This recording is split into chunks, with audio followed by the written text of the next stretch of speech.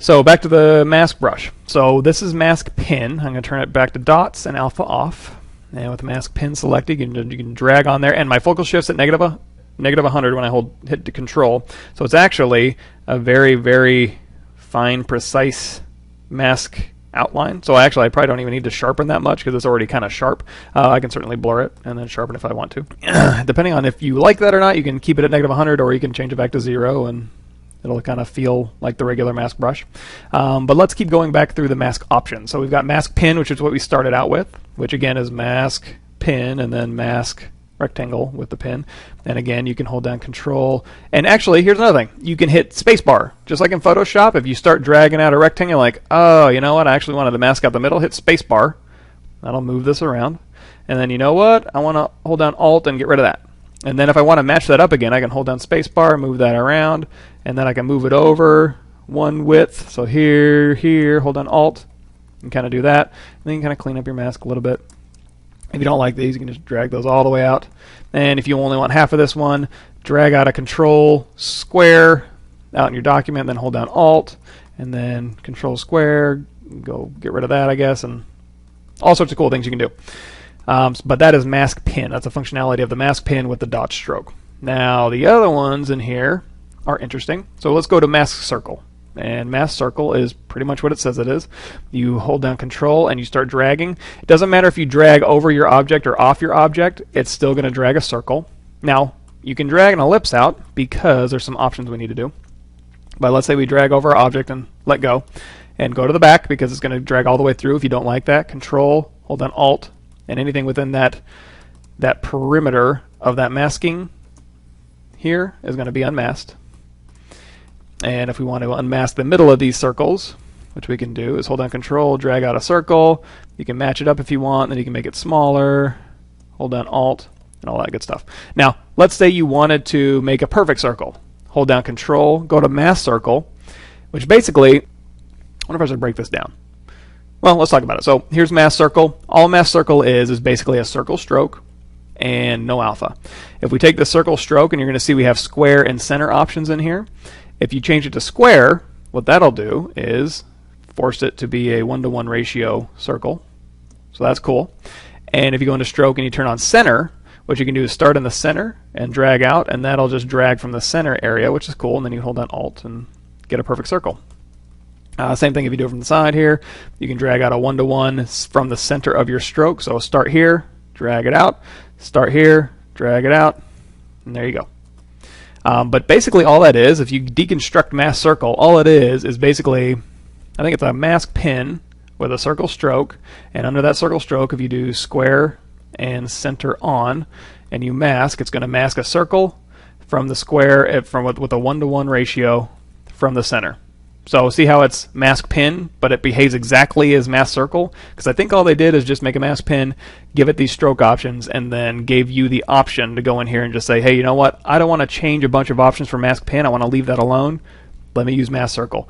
Same thing for the rest of these mask brushes. It's basically just a mask brush with some built-in options, and it makes it just easy for you to go in here and choose these. I don't think you guys won't have mask concave and mask convex as are custom, but the rest of them you will. So let's change our mask pin back to what the default is. We'll take mask pin, and we'll go to stroke. We'll make it dots, and we'll turn off. Actually, before we do that, let's change circle. We'll turn off square, turn off center, just in case. Change this back to dots, and now it behaves as just a normal mask pin that I can now do a drag rect up here if I want to with mask pin.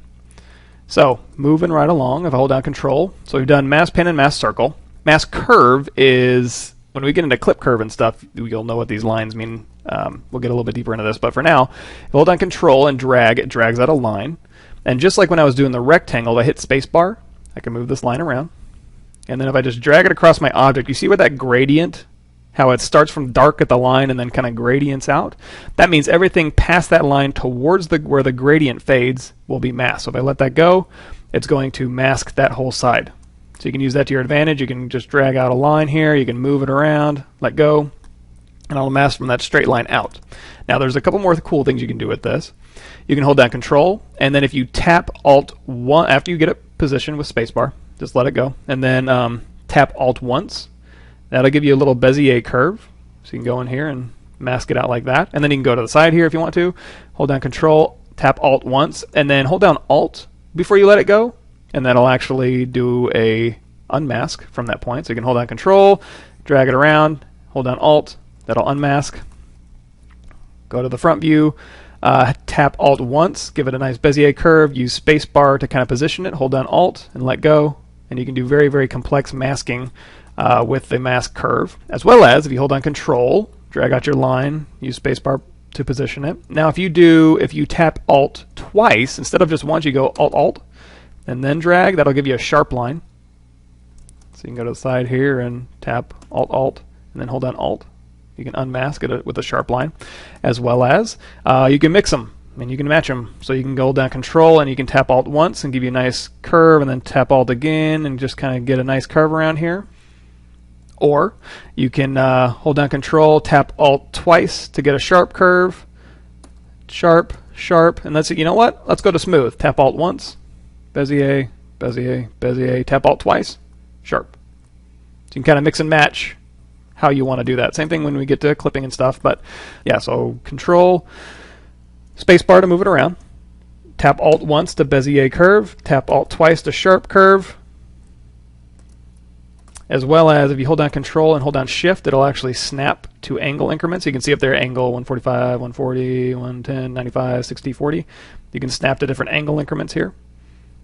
And then you can hit Alt twice, mask it out, all that good stuff. So that's the basics of mask curve. And again, all that is the mask brush with the curve stroke, and then you have mask curve.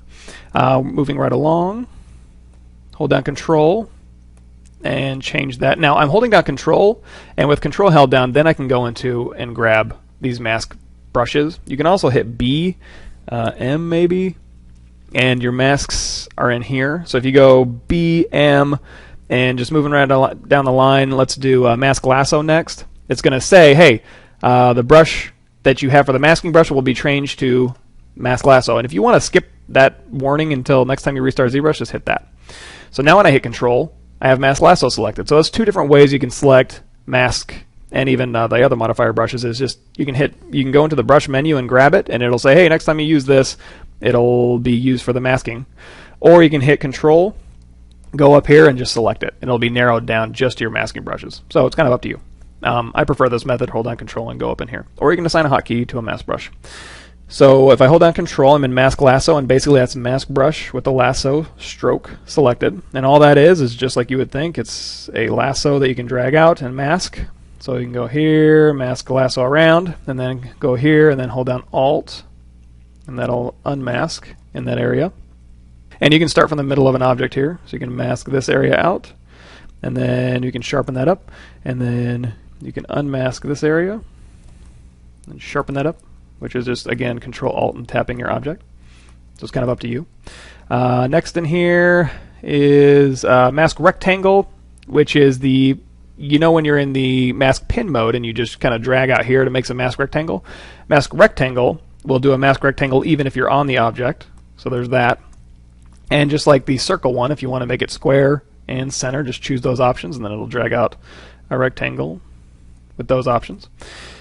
And moving right along, Mask Concave and Mask Convex we won't get into yet, and those are custom anyways. So that's the basics of masking. So now that you're able to do that, you can go ahead and combine masking as well as alphas. So if we go Mask Rectangle with an alpha, you can Mask Rectangle with a brush alpha. But since you already have access to a drag rect with a mask pin, you can also do an alpha with a drag rect with mask pin and do the exact same thing. Only you'll want to change your focal shift down to -100 to make sure it doesn't fuzz out around the edges. Alpha off, dot stroke. And now that you can start mixing and matching, if you mask an area out, and we haven't really done this yet, I'll change the focal shift back to 0 here. So if we mask an area out, say this area and this area, and then you use a standard brush, it will just leave those alone. Now your mask intensity is actually controlled by your RGB intensity, and I don't use this a whole lot, but because it's there, you can maybe use this. Change this mask RGB intensity to 15, and then do a drag rect. It should, and then maybe drag rect in here.